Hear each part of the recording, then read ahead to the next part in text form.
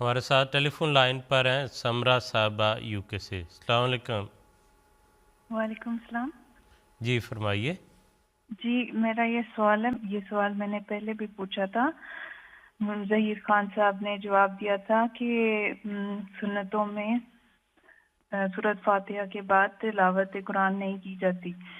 جبکہ فقہ احمدیہ کا پیج نمبر 76 میرے سامنے کھلا ہوا ہے، اس کے اندر لکھا ہوا ہے اگر یہ فرض نماز ہے تو تیسری یا چوتھی رکعت میں صرف سورۃ فاتحہ پڑھے،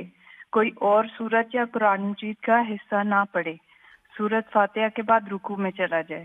اور اگر فرض نماز نہیں بلکہ سنت و وتر یا نفل نماز ہے تو پھر تیسری اور چوتھی رکعت میں بھی سورۃ فاتحہ کے بعد قرآن کریم کا کوئی اور حصہ پڑھنا ضروری ہوگا۔ تو میرا یہ سوال ہے کہ کیا ہمارا موقف ہے اس بارے میں؟ جی ٹھیک ہے جی، آپ کا سوال آ گیا۔ کسی اور جی ٹھیک ہے ٹھیک ہے جی زہیر صاحب۔ بات یہ ہے کہ درست ہے بات کہ جیسے میں نے اس پہ بھی کہا تھا کہ اس میں اختلاف ہے، فقہا میں بھی اختلاف ہے، اور بعض ایسے معاملات جو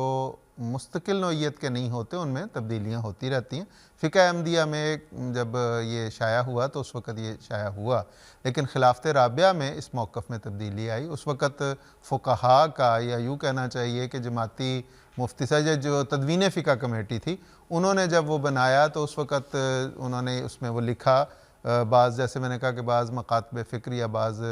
فقہا کا یہ موقف ہے کہ وہ پڑھنی چاہیے، لیکن حضرت خلیفۃ مسیح رابع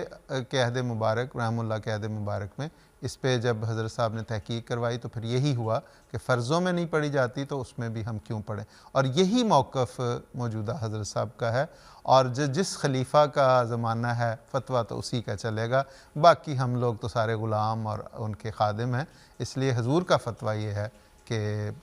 صرف جس طرح ہم فرضوں میں نہیں پڑھتے اس طرح سنت و نوافل میں بھی نہیں پڑھیں گے، تو اس فقہ میں وہ قابل تصحیح ہے، اس میں نظر ثانی کی ضرورت ہے، وہ چونکہ پہلے چھپا ہوا ہے اس لیے۔ جی جزاک اللہ خان صاحب، بہت شکریہ۔